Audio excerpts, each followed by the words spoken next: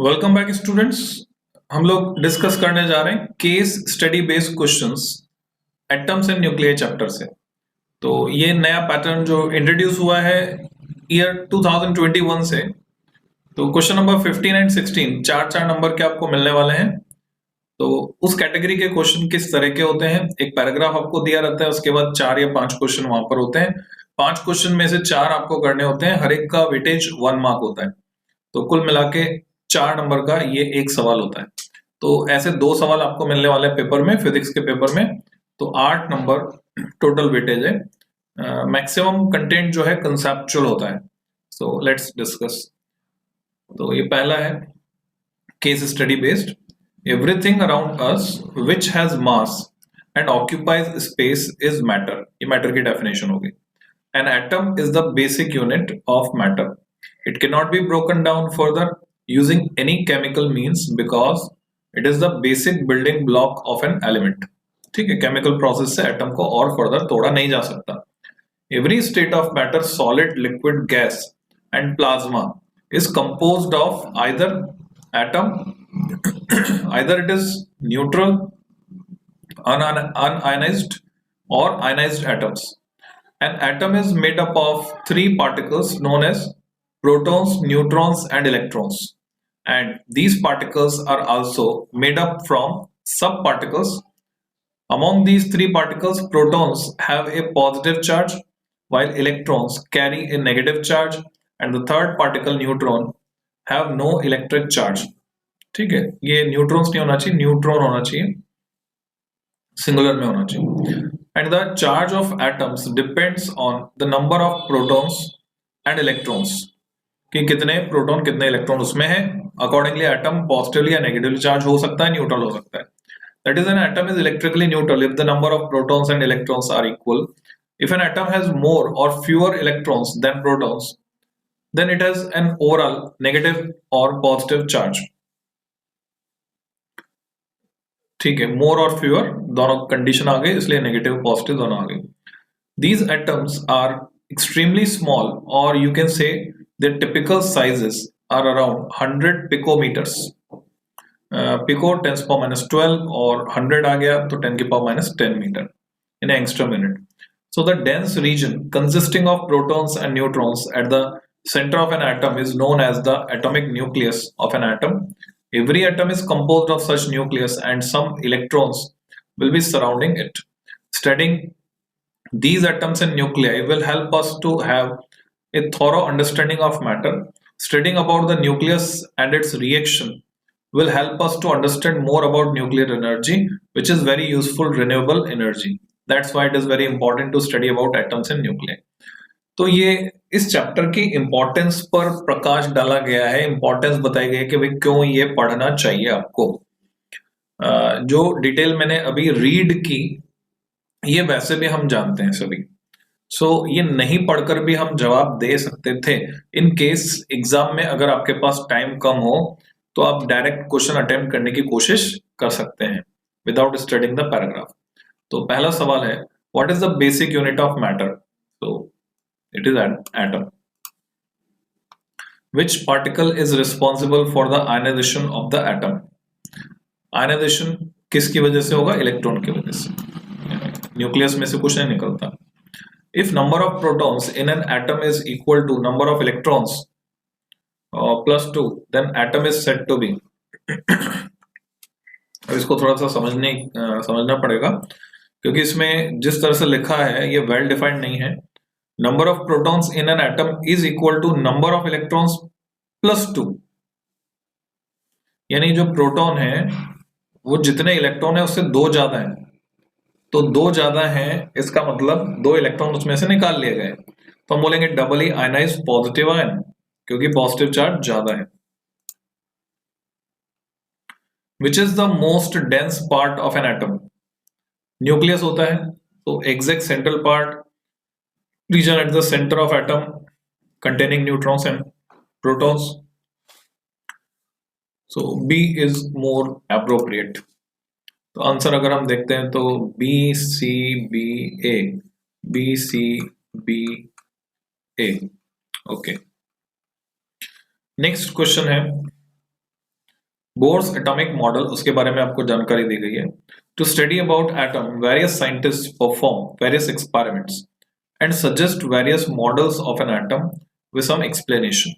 For example, Thomson gives the plum pudding model. Thomson ने क्या दिया था? Plum pudding model, in which he said the atom consists of a positive material known as pudding with some negative material, plums, distributed throughout. Later, famous scientist Rutherford gives Rutherford's model of the atom, क्योंकि plum pudding model तो fail हो गया था Thomson का जो model था, after performing an alpha particle scattering experiment. तो उसकी पूरी डिटेल एनसीईआरटी में है, जिसको हम पढ़ते हैं फिजिक्स में भी और केमिस्ट्री में भी. This model is a modification of earlier Rutherford model. According to this model, an atom consists of a small positively charged nucleus and negatively charged electrons orbiting it in an orbital. These orbitals can have different sizes, energy, etc. And the energy of the orbit is also related to its size. Energy का relation भी होता है size से.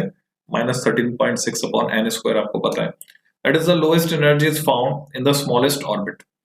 So if the electron is orbiting in nth orbit, then we will study about its velocity in nth orbital, radius of nth orbital, energy of electron in nth orbit, etc. ये सारे derivation हम करते हैं. Bore की theory में energy is also emitted due to the transition of electrons from one orbit to another orbit. This energy is emitted in the form of photons with different wavelength. ये third postulate है bore का. This wavelength is given by the Rydberg formula. When ये हम use भी करते हैं different series के लिए Rydberg formula.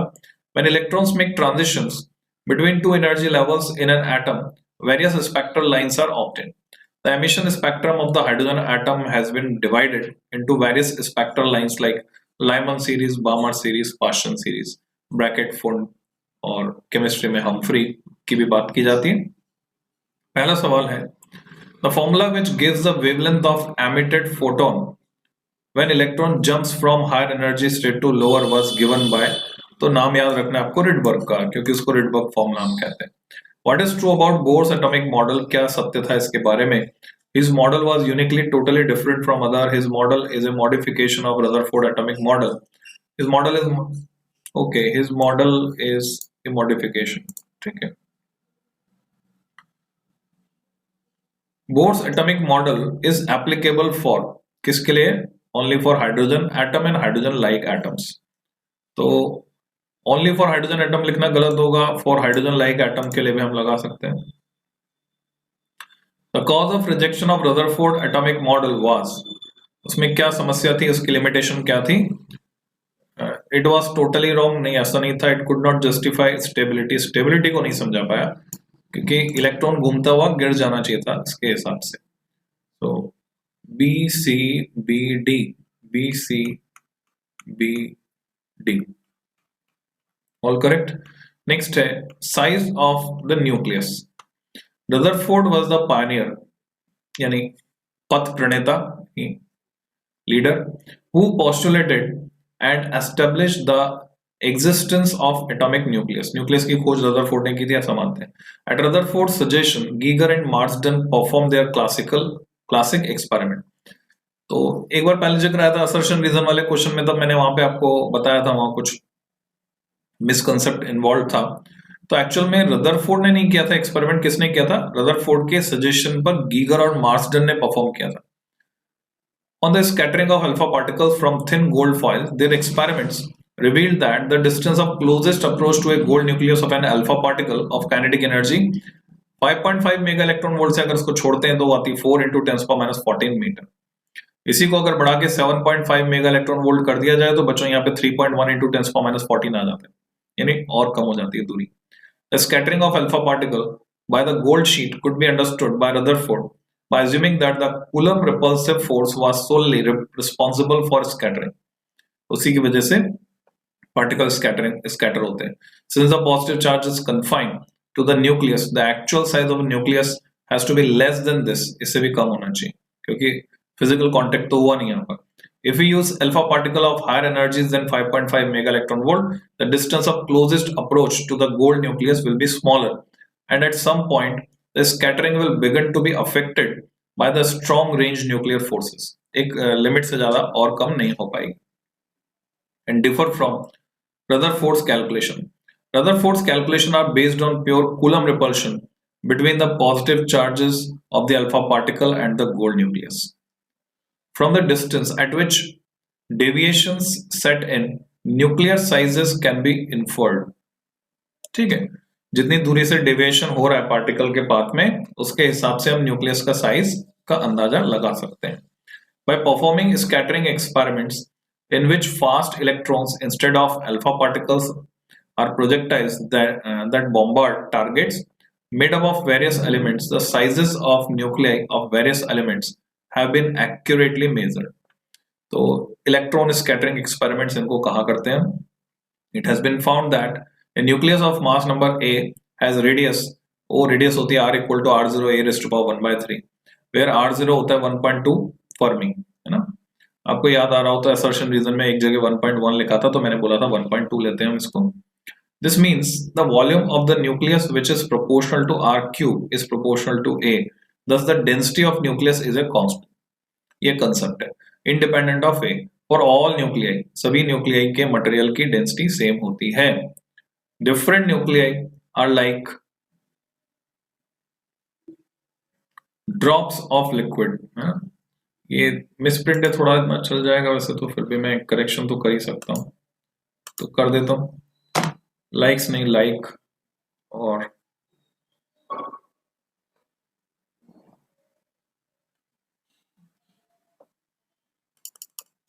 ड्रॉप्स. ये ड्रॉप ऑफ लिक्विड चलेगा, like drop of liquid. Okay.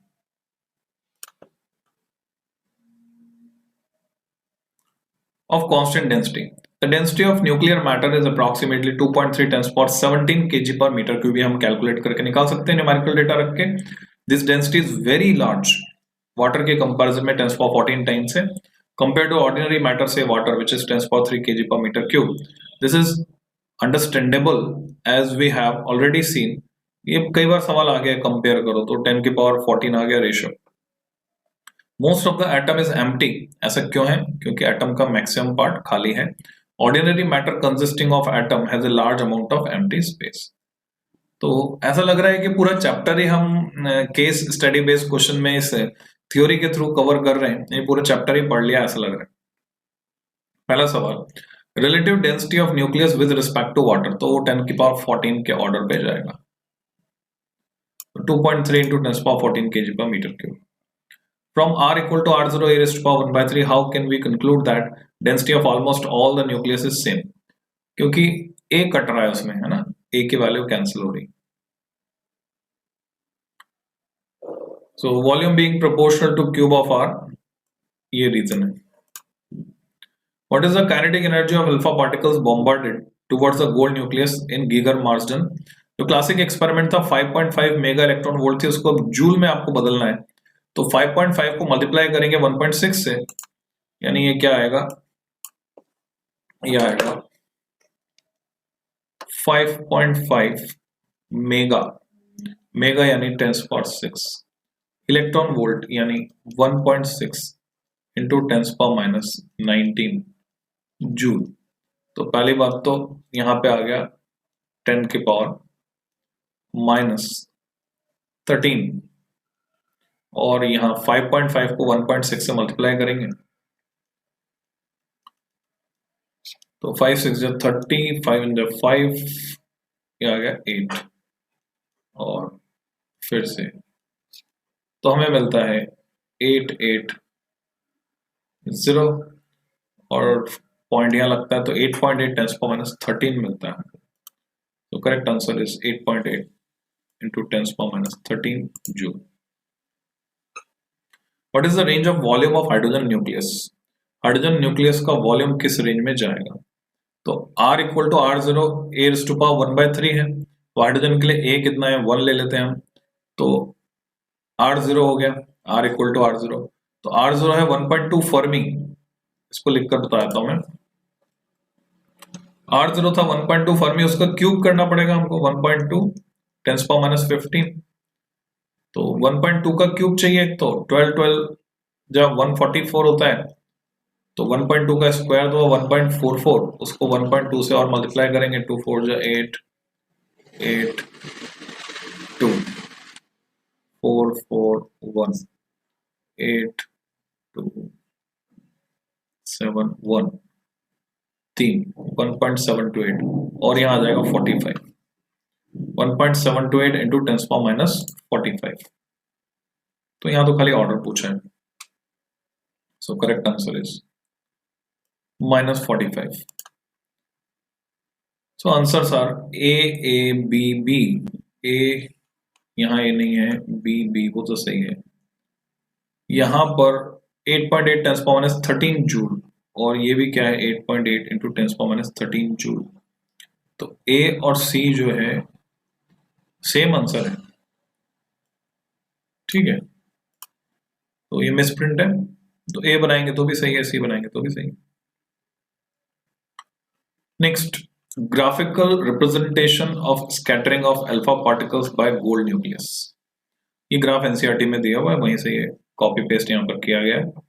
A typical graph of the total number of alpha particles scattered at different angles in a given interval of time is shown in figure. The dots in this figure represent the data points, and the solid curve is the theoretical prediction based on the assumption that the target atom has a small, dense, positively charged nucleus. Many of the alpha particles pass through the foil. It means that they do not suffer any collisions. Only about 0.14% of the incident alpha particles scatter by more than 1 degree, and about 1 in 8,000, कुछ ये data जो है अलग अलग book में अलग अलग मिलता है। केमिस्ट्री की बुक में 10,000 लिखा होता है, deflect by more than 90 degree, और ऐसा बोलते हैं 10,000 में से कोई एक है ना, इसलिए डेटा दोनों जगह सही है। 10,000 में से कोई एक लॉट आता है 180 डिग्री पर। Rutherford argued that to deflect the alpha particle backwards, it must experience a large repulsive force. This force could be provided if the greater part of the mass of the atom and its positive charge were concentrated tightly. बहुत लंबा है paragraph, let's, तो ये बहुत ही बड़ा paragraph हो जाएगा। जो हम देख रहे हैं इससे पहले वाले इतने बड़े नहीं थे। Graphical representation of scattering of alpha particle by nucleus. तो यहां तक हम पहुंचे थे। It must experience a large repulsive force, this force could be provided if the greater part of the mass of the atom, ये भी हमने पढ़ लिया था। और particle could get very close to the positive charge without penetrating it, and such a close encounter would result in large deflection. तो large deflection का reason यहाँ पर explain किया गया। This agreement supported the hypothesis of the nuclear atom. This is why Rutherford is credited with the discovery of the nucleus. In Rutherford's nuclear model of the atom, the entire positive charge and most of the mass of the atom are concentrated in the nucleus with the electrons some distance away. चारों तरफ चक्कर लगाते हैं, बता दिया था Rutherford ने। The electrons would be moving in orbits about the nucleus just as the planets do around the sun. Rutherford's experiments suggested the size of the nucleus to be about 10⁻⁻15 meter to 10⁻⁻14 meter. From kinetic theory, the size of an atom was known to be 10⁻⁻10 meter. तो ये सारे approximation लिए गए थे। About 10,000 to 100,000 times larger, यानी 10 के power 5 ज्यादा आ गए किसमें, न्यूक्लियस के कंपैरिजन में एटम के साइज में, larger than the size of the nucleus. Thus, the electrons would seem to be at a distance from the nucleus of about 10,000 to 100,000 times the size of the nucleus itself. तो electron इतना दूर है और बीच की सारी जगह खाली है। Thus, most of an atom is empty space. With the atom being largely empty space, it is easy to see why most alpha particles go right through a thin metal foil. सीधे कैसे गुजर गए उसका explanation यहाँ से हमको मिलता है। However, when alpha particle happens to come near a nucleus, जैसे nucleus के पास जाएगा, the intense electric field there scatters it through a large angle. वो उसे deflect कर देगा। The atomic electrons being so light do not appreciably affect the alpha particle, जबकि electron alpha particle को affect नहीं कर पाएंगे क्योंकि अल्फा पार्टिकल भारी भरकम है। The scattering of data shown in figure can be analyzed by employing Rutherford nuclear model of the atom. As the gold foil is very thin, it can be assumed that alpha particle will suffer not more than one scattering. हम जो gold foil की thickness लेते हैं बहुत ही कम लेते हैं, जैसे कि सिंगल एटॉमिक विड्थ या सिंगल मॉलिकुलर विड्थ की लेयर हमको मिल पाए। हालांकि प्रैक्टिकली यह पॉसिबल नहीं हो पाया था, कम से कम 6 लेयर आ गई थी इतना थिन लेने के बावजूद, पर अजम्पशन यहाँ पे लेके काम चला और रिजल्ट मैच हुए। It can be assumed that alpha particle will suffer not more than one scattering, ये assume किया हमने, during their passage through it. Therefore, computation of the trajectory of an alpha particle scattered by a single nucleus is enough. Alpha particles are nuclei of helium atoms and therefore carry 2 units 2e of positive charge and have the mass of the helium atom 4 unit. The charge of the gold nucleus is Ze. Z हो गया atomic number of the atom. Gold के लिए Z होता है 79, हालांकि gold के 30 isotopes हैं, 31 है। Since the nucleus of gold is about 50 times heavier than alpha particle, it is reasonable to assume that it remains stationary throughout the scattering process. तो 50 गुना ज्यादा भारी है, 4 और 200 है ना। गोल्ड के लिए 197 होता है, तो अप्रोक्सीमेटली 200 मान सकते हैं एटॉमिक वेट को। Under these assumptions, the trajectory of an alpha particle can be computed employing Newton's second law of motion and the Coulomb's law for electrostatic force of repulsion between alpha particle and the positively charged nucleus. तो ये complete detail हुई यहाँ पर, ये पूरा इसमें समझाया गया। पहला सवाल पूछा, what percentage of alpha particle scattered at an angle more than 90? तो कितना परसेंट मोर देन 90? तो परसेंट कैसे निकालेंगे? 8000 में से कोई एक, तो 1/8000, 100/8000, 100/8000 करते हैं अगर हम, तो ये आता है हमारे पास 100/8000 1/80 आ जाता है, 2 जीरो कट जाएंगे। सो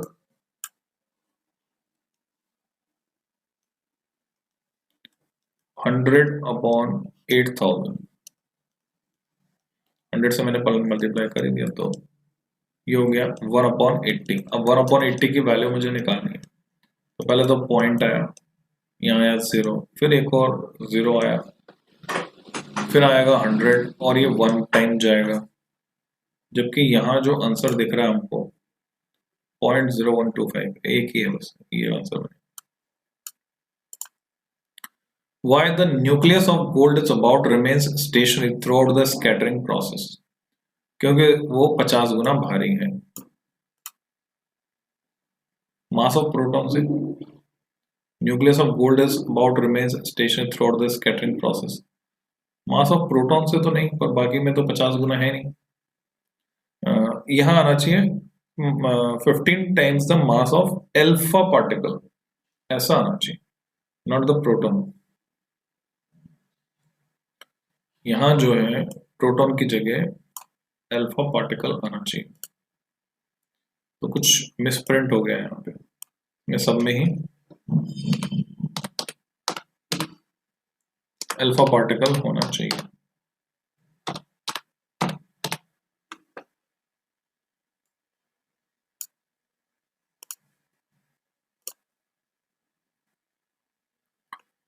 Why electrons around the gold nucleus were unable to deflect alpha particle? Electron क्यों नहीं अल्फा पार्टिकल को डिफ्लेक्ट कर पाते? क्योंकि मास जो है alpha particle is much heavier than electron.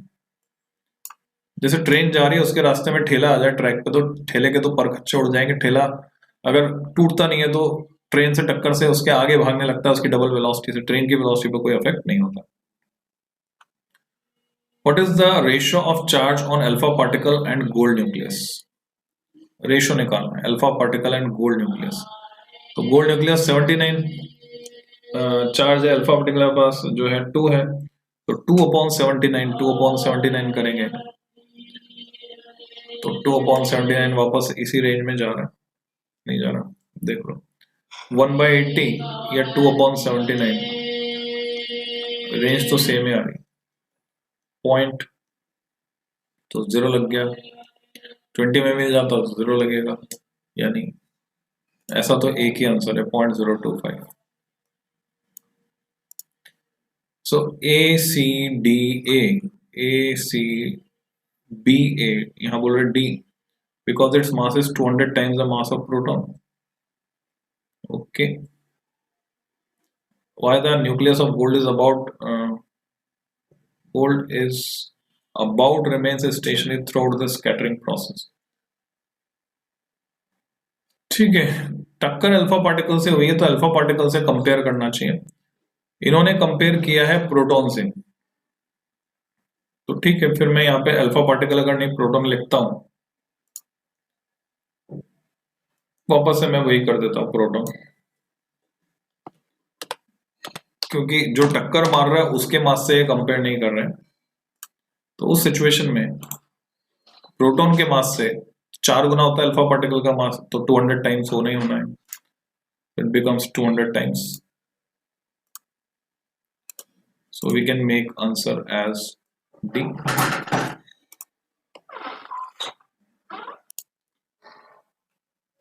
Next question, the line spectra of the hydrogen atom. ये last question है शायद। So हाइड्रोजन एटम के लाइन स्पेक्ट्रा की डिटेल यहाँ पर दिख रही है हमको। According to the third postulate of Bohr's model, when an atom makes a transition from the higher energy state with quantum number Ni to the lower energy state with quantum number NF is less than Ni, the difference of energy is carried away by photon of frequency nu, इसको nu पढ़े हम, such that h nu equal to E subscript Ni minus E subscript NF, subscript में जाएंगे। Since both NF and Ni are integrals या integers, this immediately shows that in transition between different atomic levels, light is radiated in various discrete frequencies. For hydrogen spectrum, the Balmer formula corresponds to NF equal to 2 and Ni equal to 3, 4, 5. Balmer series ही सबसे पहले मिली थी visible region में। The results of Bohr model suggest the presence of other series spectra for hydrogen atom, those corresponding to the transition resulting from NF equal to 1 and Ni equal to 2, 3. तो ये Lyman series हो गई, NF equal to 3 and Ni equal to 4, 5, ये हो गई Paschen and so on. Such series were identified in the course of spectroscopic investigations and are known as the Lyman-Balmer-Paschen bracket and Fond series. The electronic transitions corresponding to these series are shown in figure, ये आप जानते हैं already. Energy की values भी आपको याद होंगी।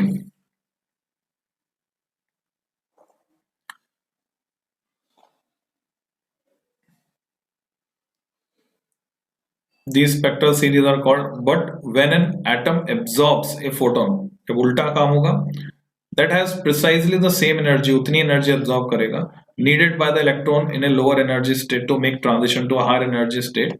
The process is called absorption. उस process को हम absorption बोलेंगे। Thus, if photons with a continuous range of frequencies pass through a rarefied gas and then are analyzed with a spectrometer, a series of dark spectral absorption lines appear in the continuous spectrum.